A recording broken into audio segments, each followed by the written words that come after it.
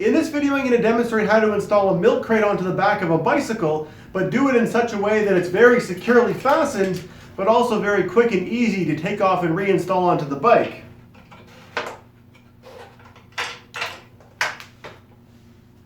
I use bicycles as my primary mode of transportation, and I find that having a milk crate installed makes it so convenient for carrying a wide variety of different shapes and sizes of cargo.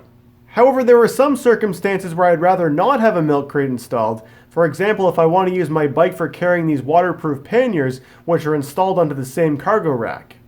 I've already posted 2 other videos which show how to install a milk crate using string and zip ties, which are both very secure methods, but neither are quick and easy to remove and reinstall. In this video, I'm showing my new method for installing a milk crate, which uses bungee cords for holding it in place, and a plastic shoe down here, which keeps the milk crate from sliding around. To illustrate the importance of having that plastic shoe there, I've used the same bungee cords to fasten another milk crate onto this bike, which doesn't have the plastic shoe there. And as you can see, this milk crate's able to move all over the place and isn't nearly as stable.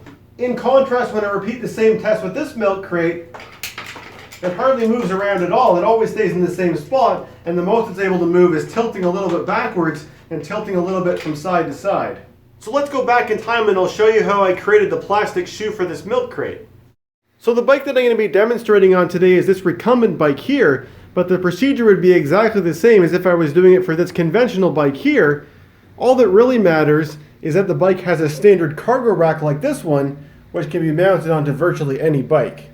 We need to start by determining the shape and size of these 2 openings here, and I'm going to use this piece of cardboard to do that. So we'll start with this back opening here, and I've cut a piece of cardboard which is a bit bigger than the hole, and I'll place that over top of it, and then I'll take a marker and trace from the underside to get the exact shape.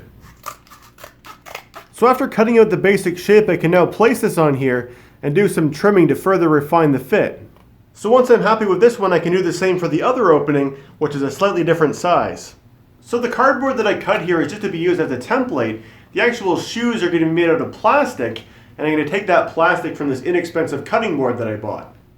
Using a marker, I can carefully trace the shape of the templates onto the plastic. So the tool that I'm going to use for cutting these out is my wood cutting bandsaw, but if I didn't have one of those, I'd instead be using my hacksaw.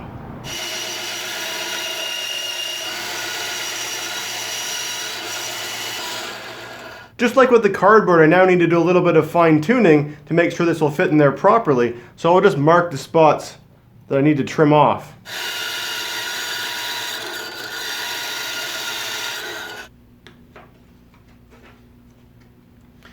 So I've now got a fit for both of these that I'm really happy with. And I should mention the reason why I've gone to so much trouble to get these really fine-tuned is because if these have any slop in them, that slop is going to get transferred to the milk crate and make it less stable. After the pieces come off the bandsaw, they have some sharp and rough edges, and it's a good idea to quickly go over them with a file.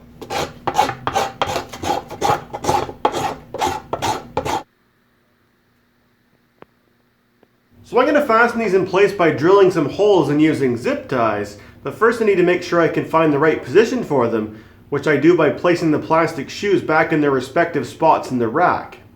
In my case, since I was able to get such a good fit, these will just sit here by friction, but if I wasn't so lucky and they were a little bit more loose, I might need to use some tape to hold them in place for this next step. I now carefully center the milk crate over the rack in the spot where I want it. Using a marker, I'm marking where I'm going to drill the holes for the zip ties. I think it's a good idea to have some of the zip ties going forwards and backwards and some of them side to side. Using the sharp point of a screw, I'm making some indentations at each hole position to give the drill bit a spot to follow when it's getting started.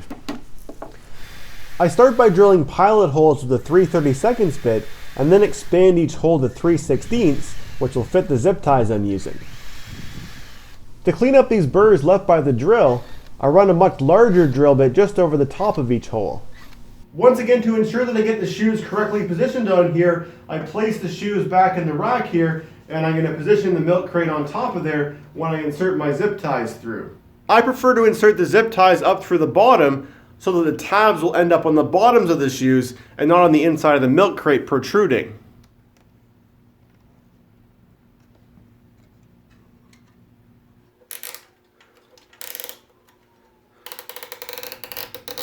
So at first I'm going to leave these all so that they're a little bit loose like that, and then once I've got them all fastened to that level, I'll then progressively tighten all of them so I can get even amount of tension from each zip tie.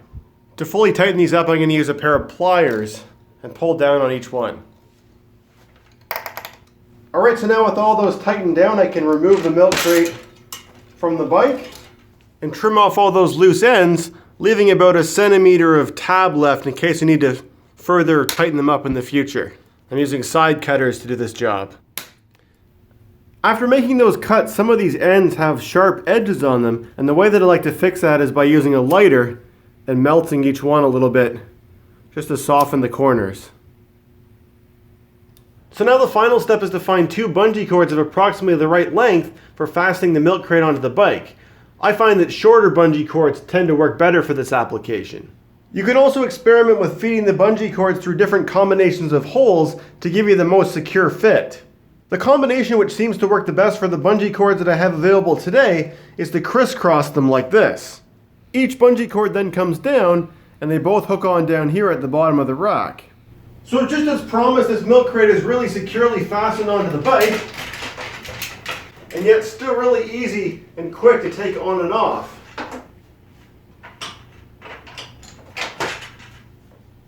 So the rack that I used to demonstrate in this video looked kind of similar to this rack here with these big wide openings in the top.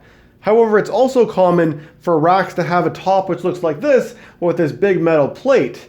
Now unfortunately, the method that I showed where I made those big shoes that would fit in the top of the rack would not really work very well for this type of rack because those big wide openings are not there. It might be possible for you to put put smaller shoes which could fit in these 4 cavities here, but I suspect that would be a little bit more tricky to mount to the milk crate given that those are so narrow and thin. It also would be possible that you could maybe put shoes which come around the outside of here as well. The disadvantage of that, however, is that you're not going to have any forwards and backwards stability that you get from having the shoes that are pressing up, against these side-to-side beams.